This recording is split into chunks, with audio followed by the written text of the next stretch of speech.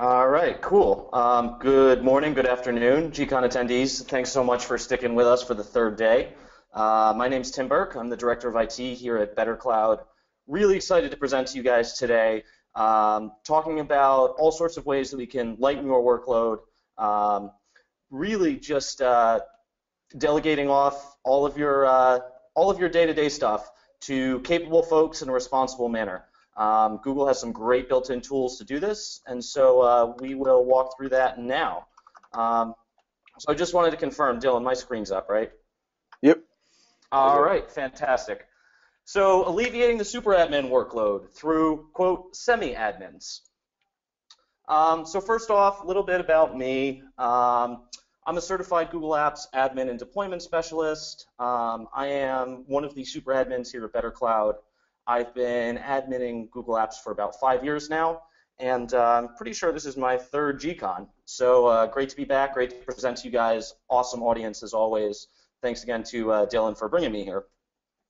So first off, where I wanted to start, every program and every privileged user of the system should operate using the least amount of privilege necessary to complete the job.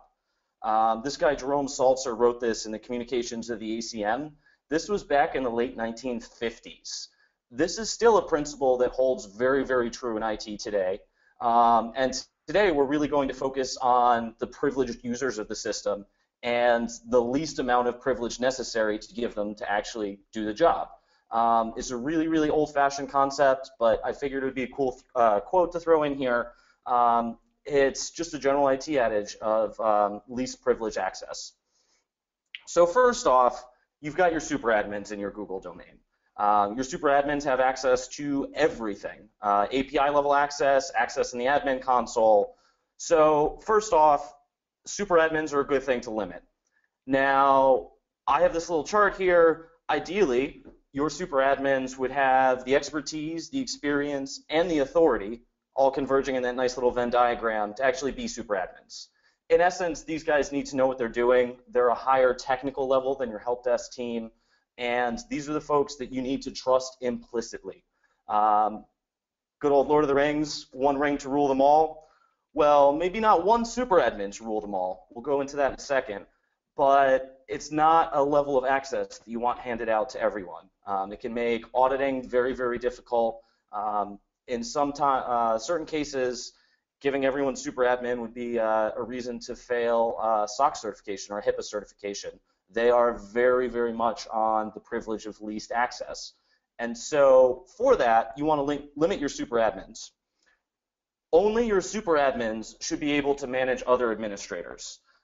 If you think about it, if a non-super admin was able to reset the password of a super admin, they could escalate their own privileges past delegated admin, in essence, reset the password, log in as that super admin, and become a super admin. And so for that, only your super admin should be managing other admins. That way you don't have a privilege escalation like I just talked about. However, you definitely want more than one super admin. I am not the sole super admin here. There's a really good reason for that. In IT and in HR, we have what we call the lottery problem, the polite way to put it, of, if you only have a single super admin, if he or she is the only person that knows how to do these specific tasks, and this person wins the lottery and never comes back to work, what are you going to do? As well as the slightly more grim, what we call the hit by a bus principle. Again, I walk out of the office today, I get hit by a bus. There's another super admin at BetterCloud that knows how to do what I do and can take those responsibilities away if I'm sick, if I'm on vacation, or if I happen to just win $21 million. We can all hope, right? So for this, at least two super admins. As the company grows, you'll see that they'll do more super admins. However, I've spoken to customers of ours that have 50,000, 100,000 users. Even at 100,000 users, they have less than 10 super admins. All of the other admins have admin roles, which we're about to hop into. So who needs IT anyways? We have cloud IT going on. We have departments that are becoming very technologically adept, very cloud aware, very able to manage themselves. And so in essence, all of this day-to-day admin that we did, password resets, group management, OU management, there are certain things that a traditional super admin would do in their day-to-day IT responsibilities that can be very easily delegated off to the rest of the business. Again, though, not as a super admin, in a very limited, very logged, very audited manner. We can push down some of this admin down to non-technical, non-IT users. So in the admin console, if we were going to create a role, it would look something like this. Whoa. Sorry about that, guys. If we were going to create a role, it would look something exactly like this. We go through, we create the role, we name it, we go through the checkboxes, we pick which permissions we'd like, and then once we have the role created, then we assign admins for the role, and we can even pick here for which OUs, which organizational units, this admin role applies to. So in essence, it's a couple clicks in Google, but there are a lot of different permissions, there are a lot of different ways to set this up. And I wanted to walk through some of the out-of-the-box admin roles, as well as some custom admin roles that I recommend domains of almost any size to create. So first off, just two very important gotchas. I won't read these verbatim. I have the Google support article linked here. But in essence, if you can assign more than one admin role to a user, and the privileges are additive. And so they don't have to flip between roles. Everything that you give them will still show up in the single admin console. You can give them multiple roles for multiple tasks. They all add together. It's a much easier way to do it. Instead of creating one-off roles for specific individuals, you can add them to multiple roles that are the sum of all of their privileges. Now, just like with a lot of other things in Google, the standard disclaimer can take up to 24 hours. I've never seen it take 24 hours. The longest I've seen it take is about 5 or 10 minutes. I think really the longest might have been an hour. But in general, shows up in a few minutes according to Google, but worst case could take up to 24 hours. So just a good thing to know when you're actually notifying your users that you're giving them their permissions. If you assign them an admin role and it doesn't show up in 2 minutes, it's not reason to panic. You can let the user know it may take a little while. They should just refresh when they have a chance and check it out. So Google has a lot of really useful out-of-the-box admin roles that we can create with very little difficulty. The roles are already there for us. The permissions are already there. All you need to do is just add admins to them. So first off, and this isn't really an admin role, this is just the traditional super admin, is access to everything. All of the features in the admin console, all the features in the API, every single OU, as well as full access to calendars, event details, documents, and the full admin API. Now, there are a lot of things that only super admins can do. And when you're looking at how you divide your roles within your IT department, it's very, very careful. It's very, very important to be careful about this, to make sure that you have some duplication in these responsibilities. As we said earlier, the lottery principle, the run over by a bus principle. And for these, only super admins, no one else, can set up billing, do admin roles, adding, removing both admin roles and users from those admin roles, resetting the admin passwords, as we said before, how in theory, if a non-super admin was allowed to reset a super admin's password, they could, in essence, become that super admin. Can't do that. You need to be a super admin to reset admin passwords, as well as restoring deleted users, modifying any other administrator settings. One of my favorite tools in Google, the email log search, only available to super admins. So if your core messaging team needs email log search to do troubleshooting on your Google Apps domain, if you're doing some fancy mail routing, if you have some inbound, outbound gateways, the email log search tool is an incredibly powerful, really, really awesome tool within the admin console. Got to be a super admin to use it. As well as creating, updating, deleting OUs. In essence, these are the guys with the keys to the kingdom. So Small number of these, good, trustworthy, technologically competent folks, but definitely have some duplication there. However, your help desk does not need to be super admins. Your office manager does not need to be super admins. These are for the techiest of the tech, the most responsible of the responsible in your IT department. So what do you have next? Groups admin. Full control over Google Groups, both in the admin console and the API.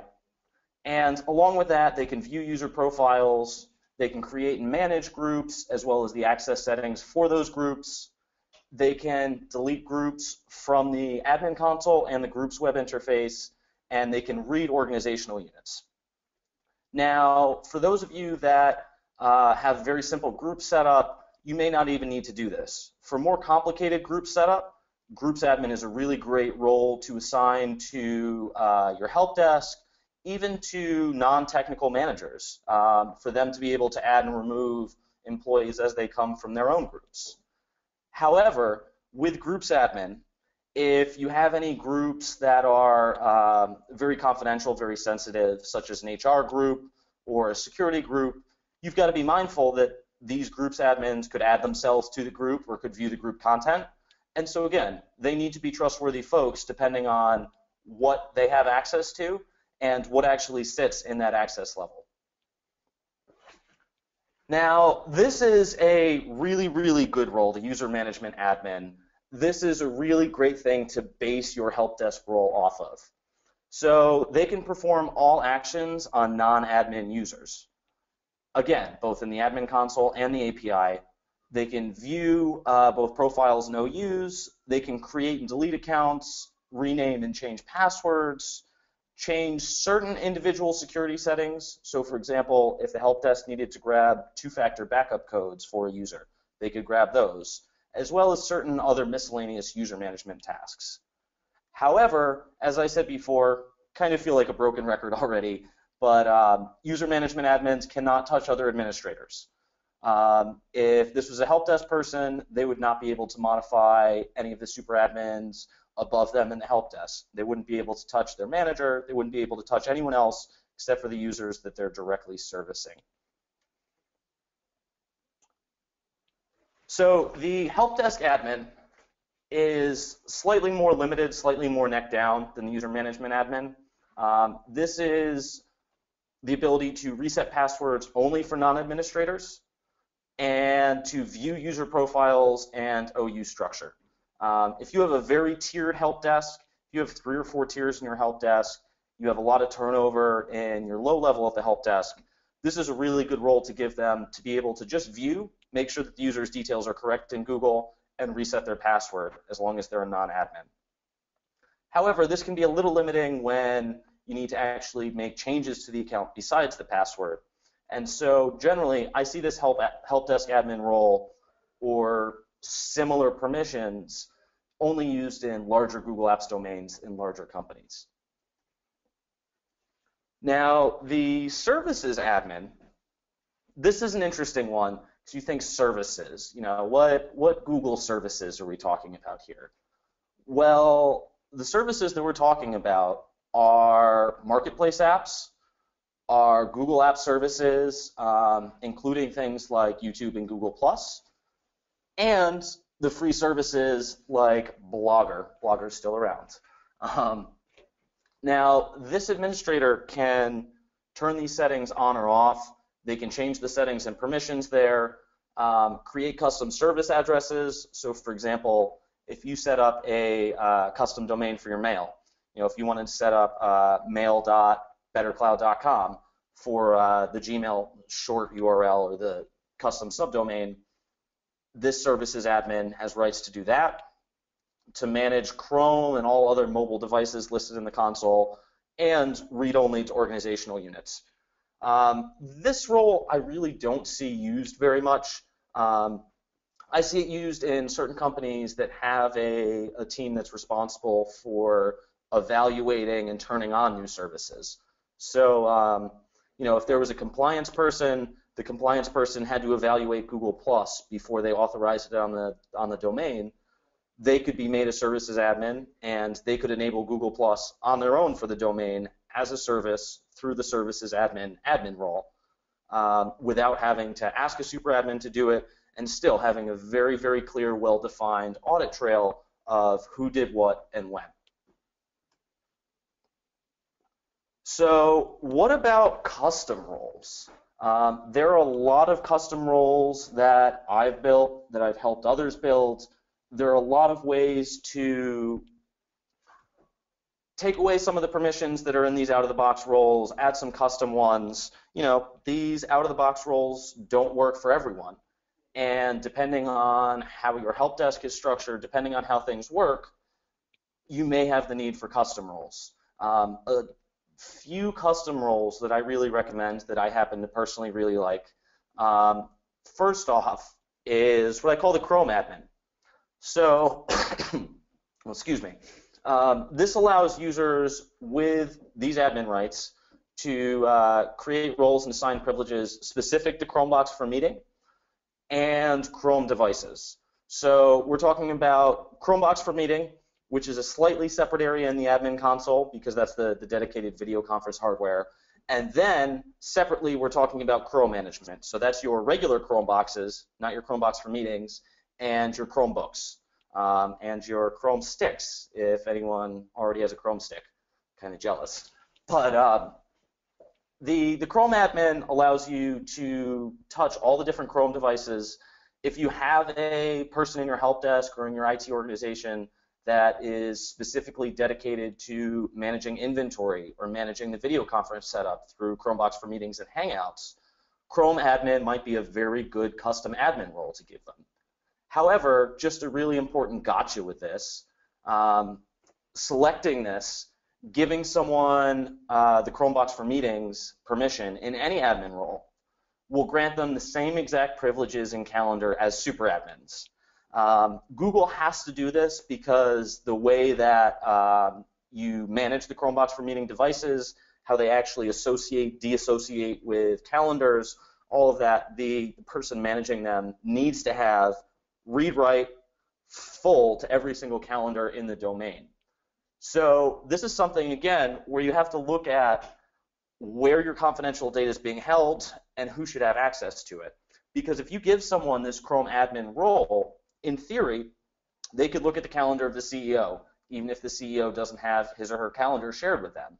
Now, for some of you guys, that may be a really big security risk. For some of you guys, you'll operate on the trust principle and trust this user just not to do that.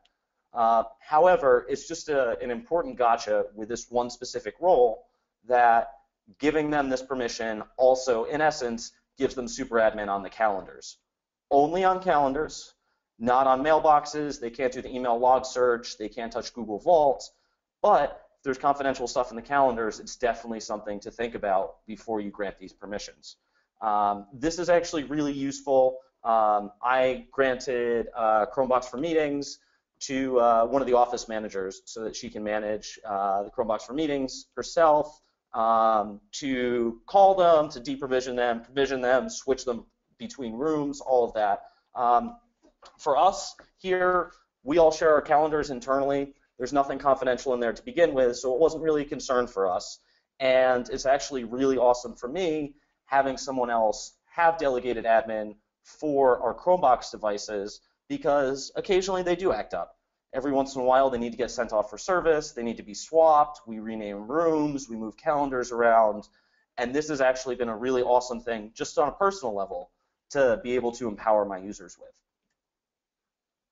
Now, I've seen a lot of custom help desk admin roles set up. The custom help desk admin roles, you can go a lot of different ways with this. Generally, it's kind of a hodgepodge of the user management permissions and the help desk permissions. For me, in a two-tiered help desk, I'll generally see tier 1 having the very limited either password reset or the user management role.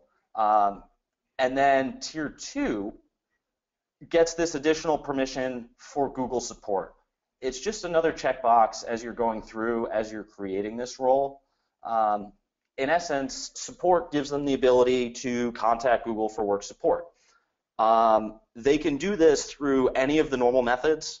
So they'll be able to go into the admin console, find the 1-800 number for Google, get the support pin, call Google, file a case with Google over the phone with that pin, as well as email support and I'm blanking on the name, the Google for Work Enterprise Support Center, paraphrasing here, but the online ticketing system.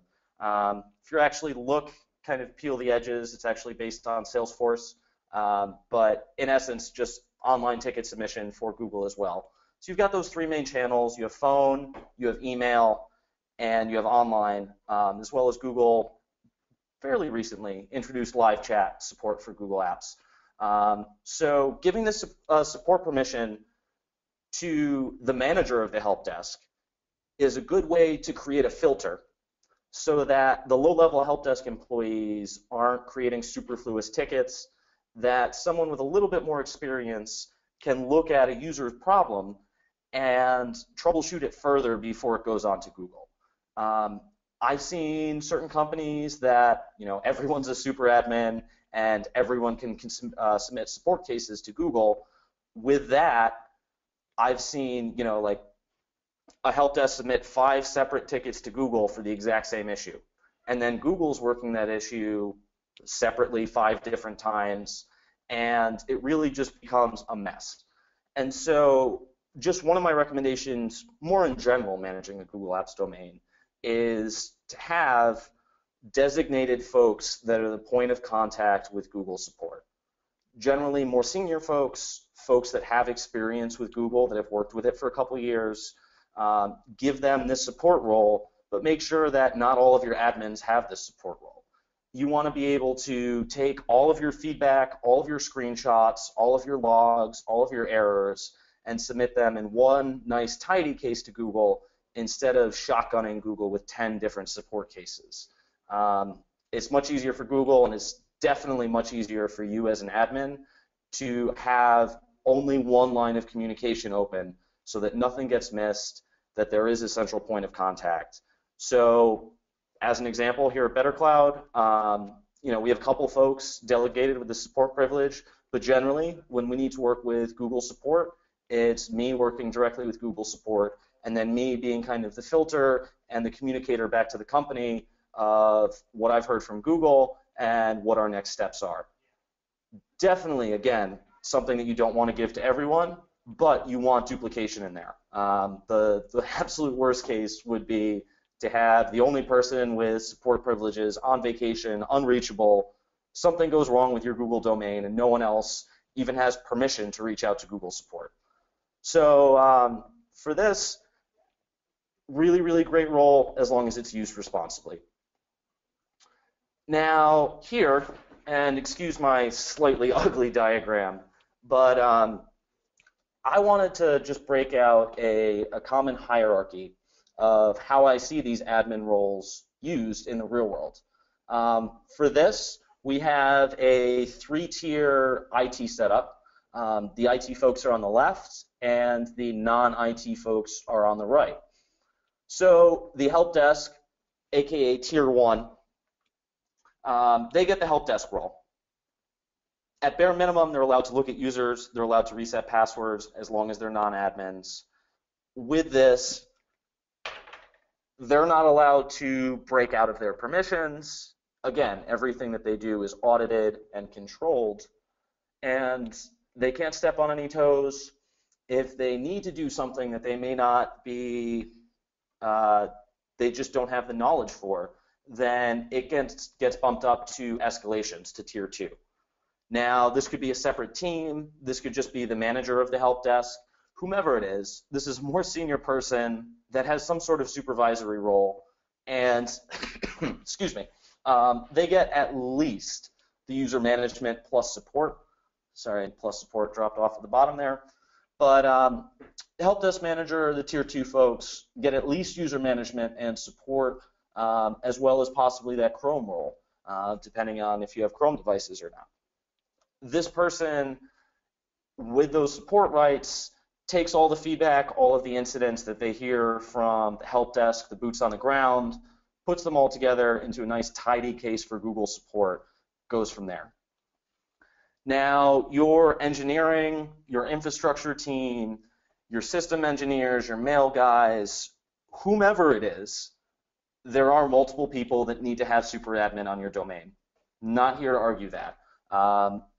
These folks, again, really, really want to be trustworthy, need to know what they're doing in Google, because a super admin can do a lot of damage very quickly in a Google Apps domain if they don't know what they're doing. And as problems get more complex, as more admin rights are needed, we just work down here, and as the ticket or incident naturally gets escalated through your team, it also gets escalated through the permissions necessary for that team to actually do what they need to do. Now, on the right here, we have the non-IT folks. These are the folks where you're really going to have value in delegating a lot of this low-level admin stuff to. So if you have remote sites, especially if they're international, especially if they're on a different time zone than you, and especially if they don't have a dedicated IT person, giving the remote site office manager a custom limited role just to reset the passwords in just the OU for that location is really useful. No matter what, having that non-IT person being able to back up your help desk, especially if they're out of help desk hours, is really useful. This is a setup that I see in a lot of companies that are starting to expand internationally, may only have a 5 or 10 person office that's 5 time zones away from their main office, don't have an IT person. This role makes perfect sense. Now, moving up a little bit, you can create a custom reporting role for an HR manager or an admin. Here I have regular syncs with our HR director. We go through the Google directory together, make sure that the folks that have left us are deprovisioned, all the new accounts are set up properly.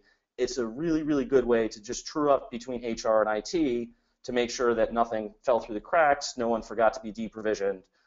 However, a lot of confidential things in reporting, so thinking about who has this access, whether they're trustworthy, whether they need this data. The reporting role is a good thing to give as long as it's a very trustworthy person. And then finally, in many IT environments, we see the security team, if there is a security team, or the CISO having super admin rights. Now, you might ask why someone that isn't actually managing Google, is only really securing it and monitoring it, needs super admin rights. Well, we went back to, one of the first couple slides, only the things that super admins can do. There are certain APIs that are only available to super admins. There are certain features throughout all of Google that are only available to super admins. And at least one person, if you have a security team or a CISO, needs to have those super admin rights to be a check and balance on IT, to make sure that IT is not overstepping, so that they can pull all the reports they need, and if needed, directly respond to incidents. So in essence, if I had a 500,000 person IT org, if it was split something like this, these are the exact admin roles that I would give to people. Going with that principle of least privilege or least permission, we give folks only the things that they need when they need them, never ever superfluous privileges. Don't give your help desk, the tier 1 guys, super admin. I've had to clean up domains where they gave out super admin to folks that probably shouldn't have had it, and because of that, someone overstepped their roles or their responsibilities in their job, caused some trouble, accidentally deleted something, moved the OU structure around when they shouldn't have had to. It's not only for security, but it's also for availability and the whole management. Restricting to who needs it, when they need it, is just always the best practice.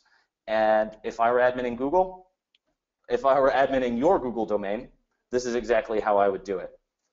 So that's all I've got for my presentation. I wanted to keep it kind of short, but I am open now to questions. Sure, got a lot of great questions here. I'll serve them up to you.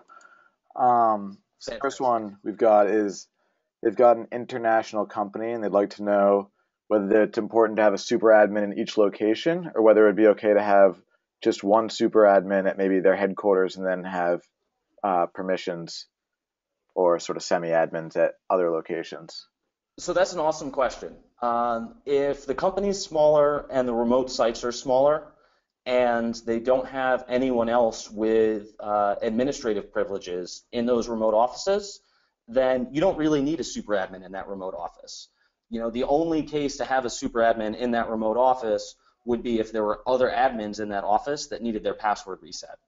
Otherwise, if everyone in that remote office is a non-admin, then you could create a very limited role that only gives password reset only to the OU for that specific office, give that to the office manager, the site manager, the receptionist, whomever. But generally, just as a matter of principle, and this may just be the IT guy in me talking, but I really don't like giving out super admin rights to non-technical folks. Really avoid that if possible. But there are certain cases where it still needs to be done. So it really just depends on the size of the office, whether there are other admins in the office, and whether the super admins today are available to cover the business hours of that remote office. If they're not, then you definitely need someone with some sort of admin role there to reset passwords. Okay, and then I've got sort of a follow-up question from Tammy. So she wants to make sure that it's possible to create a role where they can only reset passwords and nothing else. So they can, yes, they can reset passwords and they can view user details, but otherwise can't edit anything. Okay. Do you have hierarchy suggestions for schools using Google Apps for Education, i.e. distributing tasks between a super admin and perhaps some of the more technical teachers? Yeah, that's an awesome question. Just flipping back a little bit, before I was director of IT at BetterCloud, I was a CSM here as well, customer success manager for you guys that don't know. So I spent a lot of time working with educational customers on Google, setting up access controls just like this. My suggestion is, first off, super admins for your IT team, the folks that need it, but then there are some really awesome people within schools that you can empower with these roles. A librarian, a media coordinator, whatever the fancy new word for it is, school media specialist, I think? Yeah, school media specialist, someone like that would be great to give admin roles to, as well as those technical teachers. I've seen in a lot of Google educational domains that there are certain teachers that just champion Google. They're the first ones using Docs, the first ones in Classroom. They're the ones that all of the other teachers look to advice for on Google. If you are lucky enough to have teachers like that are technically competent, that are trustworthy, that can do basic admin for you, then by all means, grant them admin roles. I've seen in many places, even like the assistant principal and then the assistant to the assistant principal were granted admin roles so that some of the admin staff on site at each location could take care of it. In education, there's definitely a lot less security concerns than in a corporate world. Usability and convenience are the more, riding factors. And for that, definitely look at all the resources that you have available to you. Give them some admin roles. And then, of course, just audit their access and their changes regularly. Every single change made by any of these admins will be visible in the Google Apps audit log. And so it's a good way to, you can give someone a little bit of permissions, check back after a month, make sure they didn't abuse them, make sure they did a good job, give them a little bit more permissions, and just have them work their way up through that trust. But I know how absolutely overstretched Google Apps admins in the EDU space can be, and for them, this is an absolutely perfect setup. Sort of a related question, another one about schools. What suggestions would you make for getting secretarial staff involved in terms of roles and what permissions you would give to someone who has a secretarial position? So I think one of the easiest, first off, is giving them rights to help them admin calendars. Even if you don't give them a Google admin role, just giving them view and edit permissions on all of the resource calendars at this specific location can be really empowering, because generally they are the ones that used to manage the conference rooms before you had this fancy online booking system. And so they're the ones that need to be able to view room availability, to view meetings, to kick people out of meetings, to move a meeting to another conference room. So whether you give them that in the as an admin role, or if you just manually give them rights on those calendars, that would be a really good place to start. After that, though, I think other things that would be really good to give to secretarial or admin staff would be group management. Teachers transferring around a lot. I've even seen in many Google Apps educational domains a Google group set up for each class, each classroom, each grade, and you have students in and out of those a lot. And so being able to delegate moving students in and out of the proper groups is another great thing to give to secretaries and admins, as well as just basic user creation and password reset. Generally, unless they're technical, I wouldn't go much farther than that. But as I said earlier, there are a lot of ways in this where you can give just a little dribble of permissions, see how they use it, see if they're effective, audit it, and then give them some more. And that's definitely the model that I would go with, even in a school. So you touched a little bit on this in your presentation, but Joaquin wants to know, can you limit a specific type of admin role, boxed or custom, to only be able to see and work on a specific organization? I know you mentioned that you can make admin roles that only are able to change things for a certain organization, but can they still see the other organizations that they aren't able to edit? So no, they can't. If they are limited to that specific OU, then they are boxed into that OU. And the way that Google works with the permissions, for example, if you give them password reset in one OU and view only in the other OU, those permissions would actually work. They would only have password reset in that one OU and in essence view, and then in the other one only view. So yes, if you have security concerns about whether they can even see outside of that OU, if they're limited to that OU, they are absolutely limited to that OU. Awesome. So here's a good question. So we've recently started disabling user licenses during offboarding. Instead of deleting the account, is there an We've recently started disabling user licenses during offboarding instead of deleting the account. Is there an admin role that I can assign to my associates which allows them to assign or unassign a Google Apps license? They say that they think this wouldn't be possible since that would be a billing change, which would fall under super admin, but they were hoping you had some sort of workaround. Ooh, that's a good one. Honestly, Kevin, I'm not sure. I've been kind of spoiled for a while being a super admin that, at least personally, I take it a little bit for granted. We do something similar here of just disabling the licenses and not deleting the accounts. However, I'm honestly not sure if that's a super admin function or not, but I will definitely get back to you about that. That's something that we'll follow up with on the Google Plus page, and I think I can track down your email and reach out to you. So that's an awesome question, and the honest answer is I'm not sure. Yeah, Kevin, you could just also, Tim's email's up there on the screen, so you can shoot him an email as a follow-up.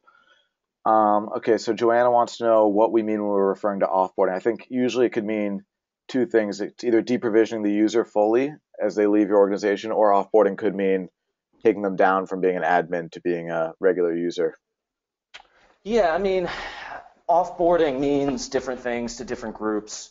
Offboarding is generally resignations, terminations, graduations, and demotions. Those are the initial ones that kind of pop to mind. Being in a business, you're not dealing with graduations, you're not dealing with folks leaving that way, you're just dealing with resignations or terminations. But in a lot of schools, we have folks hopping elementary to middle to high school, and for some schools, they consider that part of their offboarding process. Here's a good question, sort of a best practices one. Do you recommend super admin uses the super admin account every time they log in, or should they have a personal account and a super admin account? So for instance, do you have Tim at BetterCloud.com that's just a user, and then admin at BetterCloud.com that you do all your super admin things in? So awesome question again. Today at BetterCloud, we have not split the super admin functions. It's I I say this, my Tim at BetterCloud.com account is one of the super admins for BetterCloud. It's got a really great password and two factors, so good luck with that.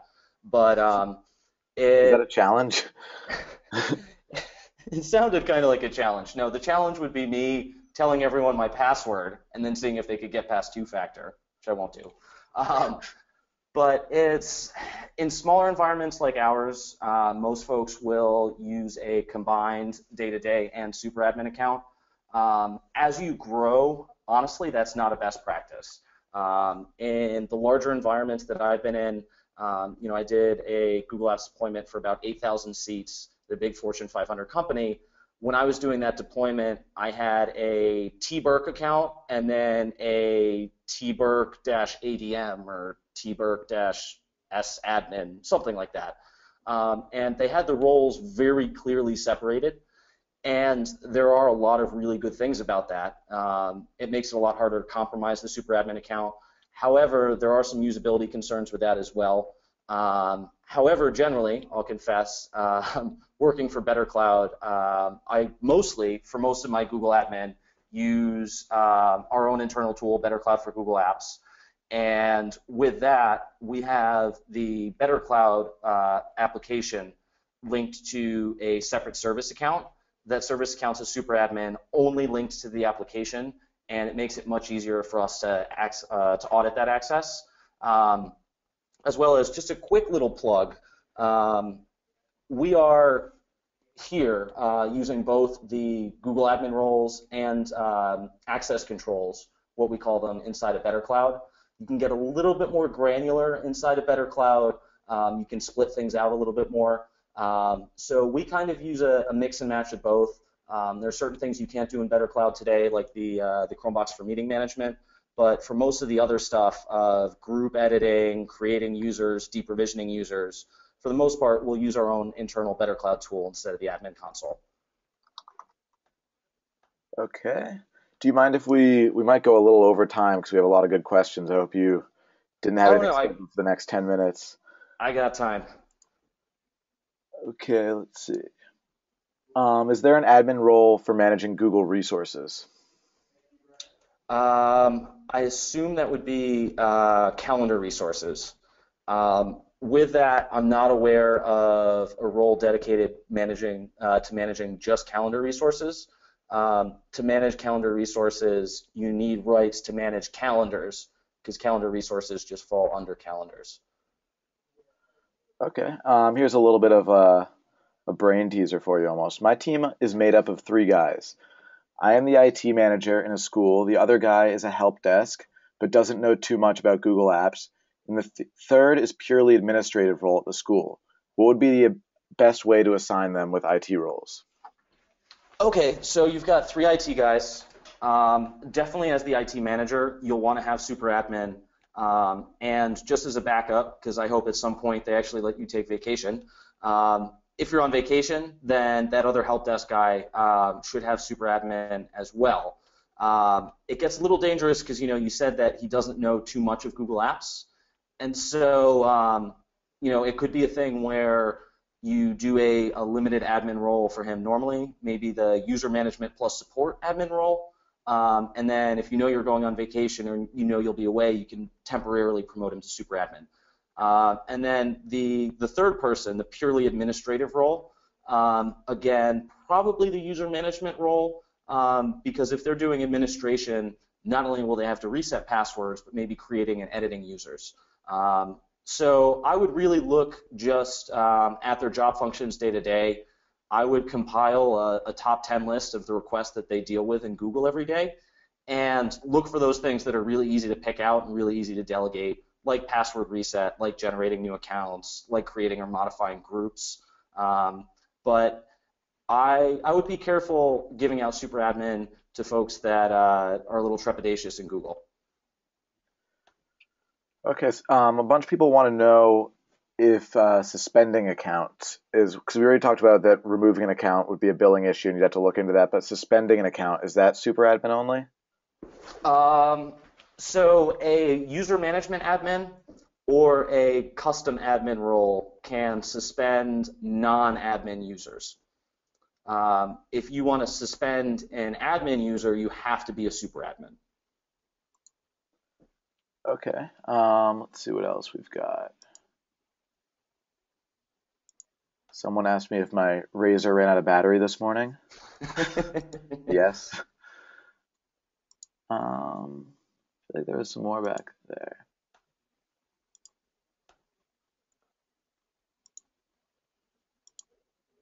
Also, someone asked if, as well as the recording, we could provide the slides. I'm sure Tim would give me the slides to send out to everyone or post on the Guru. I'm going to try and reach out to all the presenters from GCon and get as many of the slide decks as I can to post alongside with the recordings. Oh yeah, that's no problem at all. Happy to share the slides. Okay. Oh yeah, and one person wanted to see the shirts we were giving away again.